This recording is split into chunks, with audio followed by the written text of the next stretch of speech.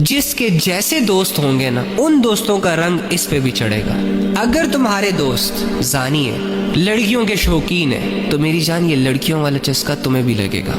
ہاں ٹھیک ہے، تم زیادہ نیک ہوئے تو زنا نہیں کرو گے، لیکن تیرا بھی کسی نہ کسی کے ساتھ افیئر ضرور چلے گا۔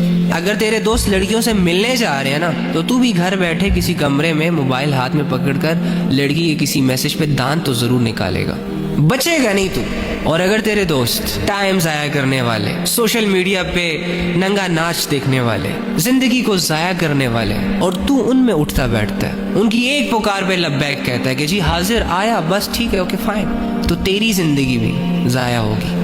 اور دوسری جانب اگر تیرے دوستوں کا تعلق اللہ سے مضبوط ہے تو تو چاہے کتنا ہی گیا گزرا کیوں نہ ہو، ان کا رنگ تجھ پہ چڑھ جائے گا بھائی۔ ٹھیک ہے وہ تجھ سے علم میں آگے ہوں گے، فہم میں آگے ہوں گے، تقوی میں آگے ہوں گے، پرہیزگاری میں آگے ہوں گے، وہ 5 وقت کی نماز بھی پڑھتے ہوں گے، تہجد بھی پڑھتے ہوں گے، قرآن کی سمجھ بھی رکھتے ہوں گے، لیکن اگر ایسے لوگوں کے ساتھ اٹھو گے بیٹھو گے نا تو تمہیں جو فائدہ ہوگا وہ یہ ہوگا کہ تمہارا ضمیر زندہ رہے گا، تمہیں صحیح اور غلط کا فرق تو کم سے کم محسوس ہوتا رہے گا، اور آہستہ آہستہ تمہاری زندگی میں بھی وہ تمام عبادتیں آ جائیں گی، ان کی حرکتیں تمہاری حرکتیں بن جائیں گی، ان کے اعمال تمہارے اعمال بن جائیں گے۔ یعنی برے دوستوں کے ساتھ اٹھو گے بیٹھو گے تو برے دوستوں کے جو اعمال ہوں گے وہ تمہارے اعمال بن جائیں گے، ان کی جو حرکتیں ہوں گی وہ تمہاری حرکتیں بن جائیں گی۔ اگر وہ اپنی زندگی ضائع کر رہے ہیں نا تو ان کے ساتھ اٹھ بیٹھ کر، ان کے ساتھ تعلق رکھ کے، انہیں 24/7 اویلیبل رہ کر تم بھی اپنی زندگی قیمتی نہ بنا پاؤ گے۔ اس لیے کچھ لوگوں سے دور ہونا، کچھ لوگوں کو ناراض کر دینا بنتا ہے بھائی آج کے دور میں۔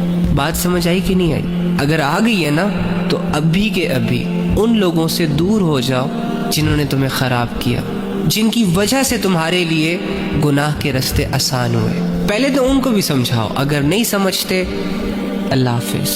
زنا کرنے والوں میں بیٹھو گے تو کبھی نہ کبھی تم بھی زنا کرو گے، گناہ کرنے والوں کے ساتھ بیٹھو گے، اس کا ماحول اختیار کرو گے تو کبھی نہ کبھی گناہوں کی لسٹ تمہیں بھی گھیرے گی، تم بھی گناہ کیے بغیر بچو گے نہیں۔ آپ کا جیسا ماحول ہوگا آپ کی ویسی پرورش ہوگی۔ بہت سارے نوجوان موبائلوں کے اسکرین کے سامنے بیٹھے ہوئے ہیں، اب ان موبائل فونز میں انہوں نے اپنے لیے کون سا ماحول بنایا ہوا ہے وہ جانتے ہیں، جیسا ماحول ویسی ان کی پرسنالٹی۔ اگر وہ لوگ صرف اس موبائل کو ہی اچھے طریقے سے استعمال کرنا شروع کر دیں، اچھے کنٹینٹ دیکھنا سٹارٹ کر دیں، علمی لوگوں کو سننا شروع کر دیں، اپنا یہ انوائرمنٹ چینج کر لیں، تو جو بندہ موبائل کی وجہ سے خراب ہو سکتا ہے وہ بندہ اس موبائل فون کا صحیح استعمال کر کے کسی حد تک ٹھیک بھی ہو سکتا ہے۔ لیکن ایکچولی ہم اپنے آپ کو ٹھیک نہیں کرنا چاہ رہے۔ بند کرو یار یہ خود کو دھوکے دینا، زندگی روزانہ تمہیں موقع نہیں دے گی۔ اگر آج تم سے تمہاری نظروں کا نہیں پوچھا جا رہا نا تو اس کا یہ مطلب نہیں ہے کہ تم سے پوچھا نہیں جائے گا۔ اگر آج تمہارے گندے اعمال، تمہارے گناہوں پر، تمہارے عیبوں پر اللہ پردے ڈال رہا ہے نا تو اس کا یہ مطلب نہیں ہے کہ وہ سارے اعمال ہواؤں میں اڑ رہے ہیں، کوئی حساب کتاب نہیں ہوگا۔ یاد رکھنا کہ ہر اکڑ کی پکڑ بھی ہے، اور پکڑنے والا کون ہے پتہ ہے؟ جس کی پکڑ سے کوئی کسی کو چھڑا نہیں سکتا۔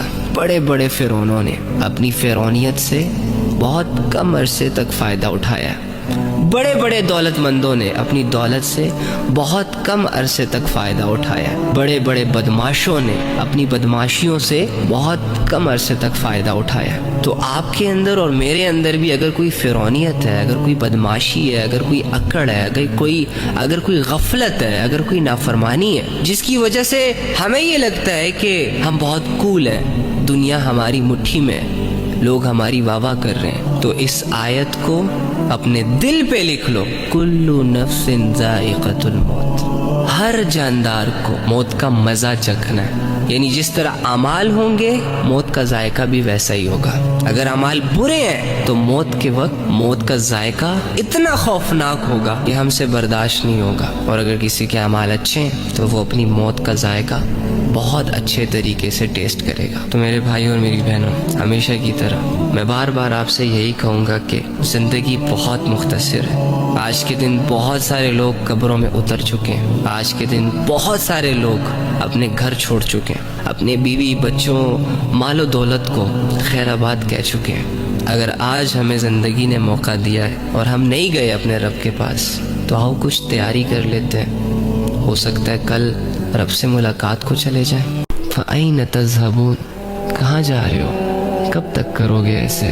تھک جاؤ نا یار، لوٹ آؤ نا۔ اپنے دل کے اندر چھپی اور دبی اس آواز کو ایک دفعہ تو رسپانس کرو جو تمہیں بار بار اندر سے یہ کہہ رہا ہے کہ تمہیں اللہ کی ضرورت ہے۔ تم اللہ کے بغیر سنسان ہو چکے ہو، اجڑ چکے ہو، اکیلے پڑ چکے ہو۔ کیوں لوگوں کی باتیں سن رہے ہو؟ کیوں شیطان کے وسوسوں میں آ کر ریالٹی سے اپنا تعلق توڑ رہے ہو؟ تم مانو یا نہ مانو، تم انکار کرو یا جھٹلاؤ، تم اپنی آنکھیں بند کر لو، اپنے کان بند کر لو، تمہارے اندر کا شور تب تک ختم نہیں ہوگا جب تک تو اپنے دل کو اپنے اللہ سے جوڑ نہ دے۔ اپنے بڑے چھوٹے گناہ تنہائی میں اللہ کے پاس لے جا کر اللہ کی بارگاہ میں حاضر ہو کر اس کی معافی نہ مانگ لے۔ ہر انسان آگے بڑھنا چاہتا ہے، ہر انسان کامیاب ہونا چاہتا ہے تاکہ وہ سکھ کا سانس لے سکے، لیکن انسان سے سرزد ہونے والے گناہ انسان کو سٹک کر کے رکھتے ہیں۔ یہ گناہ وہ بیڑیاں ہیں جو ہمارے پیروں میں ہیں۔ ہم آگے بڑھنا چاہتے ہیں، ہم کیریئر بنانا چاہتے ہیں، اسٹڈی پہ فوکس کرنا چاہتے ہیں، اچھی پاک صاف ستھری زندگی گزارنا چاہتے ہیں، بٹ ہماری کمبختی یہ ہے کہ ہم بدنظری کر جاتے ہیں، کبھی ہاتھ کا زنا کر جاتے ہیں، کبھی جھوٹ بول دیتے ہیں، کبھی نماز چھوڑ دیتے ہیں، کبھی گھنٹوں گھنٹوں موبائل اپنی آنکھوں کے سامنے رکھ کر دیکھتے رہتے ہیں اور اپنا ٹائم ضائع کرتے رہتے ہیں، کبھی ماں باپ سے بدتمیزی کر گزرتے ہیں، کبھی لوگوں کو دھوکہ دے دیتے ہیں، کبھی حرام کما لیتے ہیں، کبھی سود کا کاروبار کر لیتے ہیں۔